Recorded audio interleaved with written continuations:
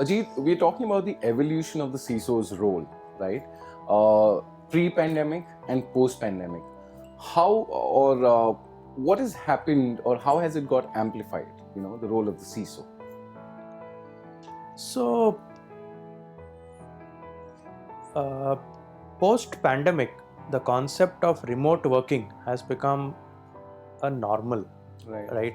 Pre-pandemic, most roles would not be allowed to work remotely. There would be very few roles in a company that would be allowed to work remotely by default.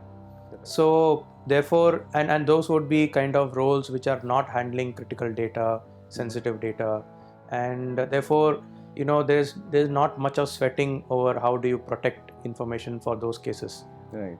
But now that even people handling sensitive data have to work from home or are working from home, suddenly now you are having a situation where somebody is working out of sight. So how do I now provide the same amount of protection?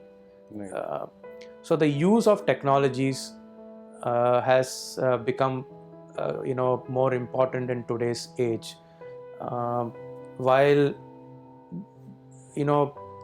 CEOs across the world are also looking at how do I measure productivity when people are working remote.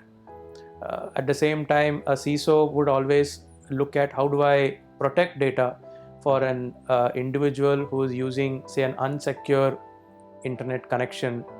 We don't know where the person is sitting. Maybe the person is traveling, sitting in a railway platform, in an airport, but accessing customer data to do something while he's waiting for the train or flight. Or using very poorly secured internet or a public internet connection. You can't stop all that, right?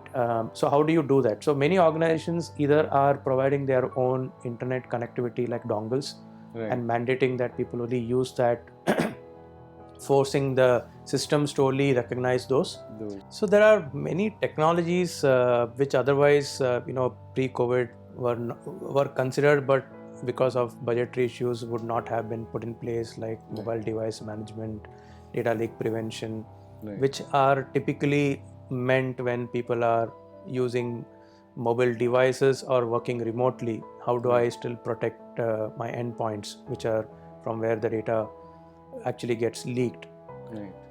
So it is also important that we look at other ways to minimize the probability of a data breach, because you can only put so much in terms of resources. You can only buy so many technologies.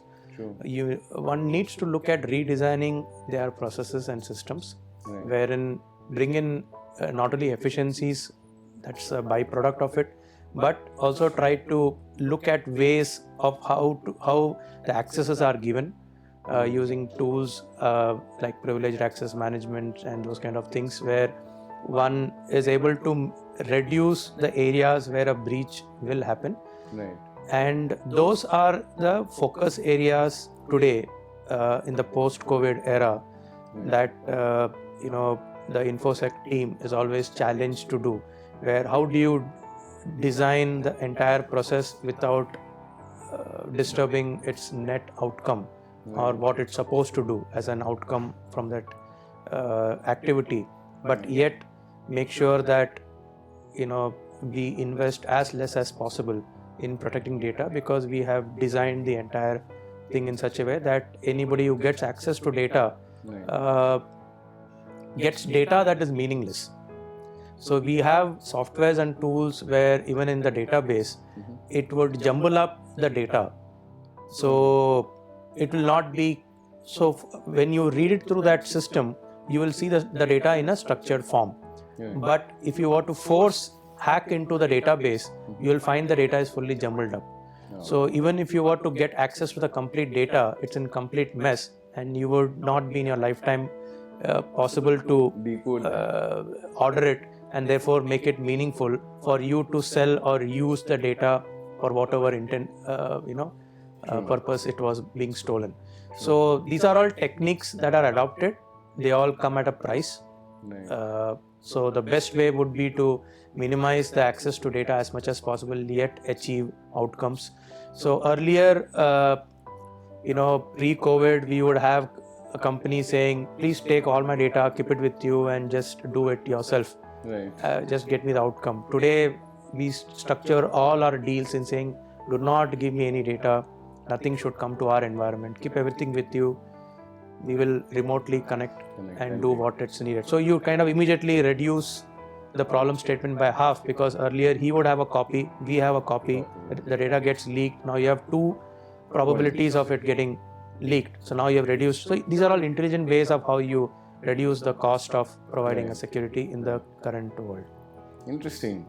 Now, let's talk about a professional who's looking at becoming a CISO, right? So how does one prepare oneself to get there, to become a CISO? The best way to get to this level, and it's not about getting to the level, it is about succeeding at this level, right? Okay. Being able to sustain and deliver at this level, because there is full accountability resting at the top of the pyramid. So it is important that somebody goes through what a typical developer, a tester, a business system analyst, a project manager would need to perform in their role. So if one has played these roles over a period of time, and hence learned the bits and pieces of how an end-to-end project is delivered, thereafter looking to improvise the entire experience by adding the cherry, which is the security angle to it, becomes much easier, because one has gone through the entire experience, so one knows what it takes to deliver. And therefore, if I, as an InfoSec lead, was to mandate a particular control on a particular process, will it actually work or not? If I have not done that, if I've not been at the receiving end, actually using that solution, I would not be able to appreciate when the developer tells me, sir, if you mask this data, I can't provide this particular functionality for which we have committed. So it's important that we, if somebody, a youngster, wants to be there eventually, one, do not be in a hurry to get there. The role looks pleasing from outside, but once you get there, it's immense pressure and accountability. Take time to learn each aspect of it, undergo trainings, learn the concepts of hacking. If even if you were to be an ethical hacker, played that role, it even helps you even further, because you now can read the mind of a hacker. So these are all things that you should do, which will help you to understand, predict what is the next action possibly, and therefore you put a control today for an action that is going to happen tomorrow, and that's how you tend to protect. Otherwise, you'll always be catching up behind. True. Very nicely said. Now, let's say once you've been announced as a CISO, right, in your organization, what do you think should be the immediate steps that the new announced CISO should take? Yeah, apart from the thank you note, I think the first few days should be spent in doing due diligence. A CISO needs to know